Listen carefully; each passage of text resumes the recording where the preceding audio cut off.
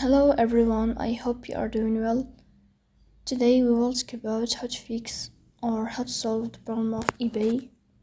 We click on settings. Here you will click on apps, default apps, app settings.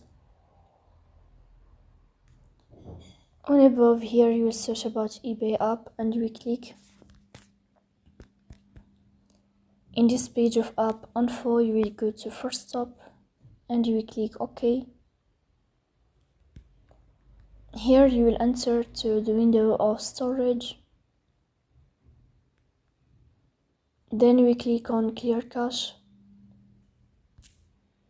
In the end you will turn off your phone and you will wait a moment to restart your phone again to fix that problem.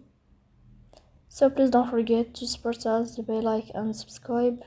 See you next time and thank you for your watching and your attention.